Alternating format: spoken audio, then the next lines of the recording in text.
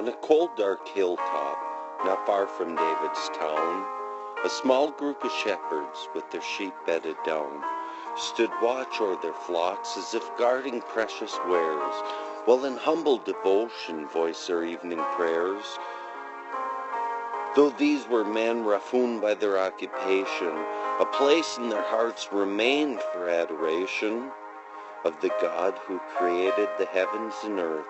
and who brought forth life through the miracle of birth. These weren't men who donned the riches of royalty, nor express their faith in astute theology, just common shepherds who learned to live off the land by the sweat of their brow and the muscular hand. Yet of their humble status they would ne'er complain, oft recalling the time when God chose to ordain a young shepherd named David above all the rest, to become Israel's king, as the scriptures attest. So they sat by their fire overlooking that town, which gave birth to the shepherd whom God chose to crown, by thanking him for the life they came to enjoy as they piled the trade that David did as a boy. They were simple folk akin to you and me, just common shepherds who through their faith came to see that they needn't attain earthly riches and might in order to be deemed righteous in their Lord's holy sight. Thus they pondered in their hearts this great mystery of how God revealed his love throughout history by empowering persons of a humble birth to show forth his glory to his people on earth. So they closed their devotions that cold night in prayer, that in some simple way they might also come to bear witness to their faith as their parents had before, and lead their children the Almighty to adore. Then as their fire's embers faded to a dim glow on that dark hilltop 2,000 years ago, these shepherds continued their vigil o'er the sheep, with eyes glowing heavy from a lack of sleep, when suddenly they beheld a strange eerie light at the parting of the thick black curtains of night, that revealed one of God's angels hovering near, who spoke in majestic glory ever so clear.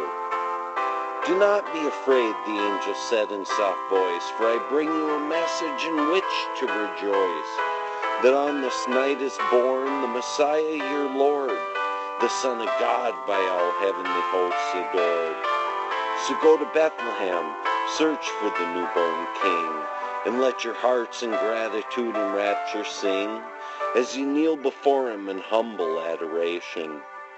for he comes to bring you God's promised salvation. Then this vision that the shepherds came to behold was expanded by more voices, who also told of the dawn of God's kingdom coming to earth through this tiny child to whom a virgin gave birth. The shepherds were then told in a stable they'd find this infant who was born to redeem humankind, asleep in a manger on a fresh bed of hay, since there was no room in the inns for them to stay. The angels then vanished as night's curtain fell, while shepherds still gazed at the heavens now black, till one of them suggested they trust God to keep a vigilant watch over the bedded down sheep. Thus they started to walk through that cold winter night, illumined by the glow of simple candlelight, to the town of Bethlehem, with the hope that they'd see this child born according to the angel's decree.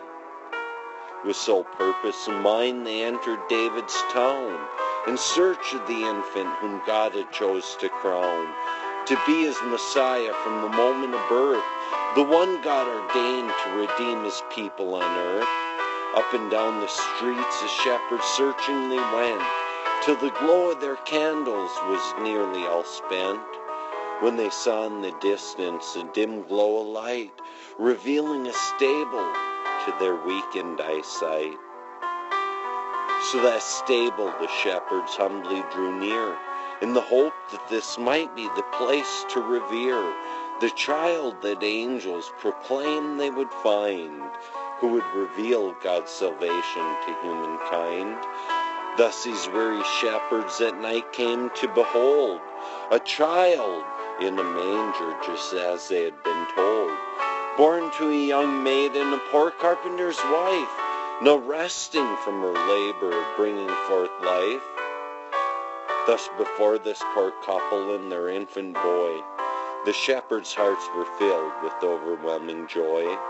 as they fell to their knees in true adoration, and sang psalms of praise to this child with oblation. They humbly shared their incredible story of angels appearing that night in great glory, proclaiming that this child to whom Mary gave birth would bring forth God's kingdom to his people on earth. Then they left this poor family to gain needed rest as they began their journey back to that hill's crest, to resume their vigil over flocks of sheep, whom they entrusted that the Lord would safely keep. And when they returned, they put more wood on the fire, as they were ablaze with the needed desire, to share with each other what this night they had seen, when they first beheld our Lord's nativity scene. God had chosen to crown a tiny infant from the seed of David's town, born to a poor carpenter and his maiden bride, to bring forth God's kingdom on this earth to abide. And though these shepherds could not possibly have known the full scope of God's grace that would later be shown by this child they adored in the stable that night, they still trusted he would bring God's kingdom to light. Thus these common shepherds were the first to believe that this child we worship on this hallowed eve was God's promised Messiah, whom we should embrace as the one who would reveal God's redeeming grace. So may we also pray those shepherds' humble prayer, that God might grant us the courage to come to bear witness to our faith as our parents had before, and enable our children this child to adore. For though we're not blessed in astute theology, or possess the riches of this earth's royalty, our Lord still calls us to voice our adulation and proclaim our Lord's birth with true adoration. So let's open our hearts, though our worship this night, as we sing psalms of praise amid dim candlelight, just as those shepherds did when they came to behold a child in a manger, as the angels foretold. And then may God's Spirit come to show us a way, after we've opened our presents on Christmas Day, to recall our family, the best gift of all, born of humble parents in an old cattle stall. For it was through this child to whom Mary gave birth that God did bestow upon his people on earth his atonement for sin through the life he would give, that we might through his redemption forever live.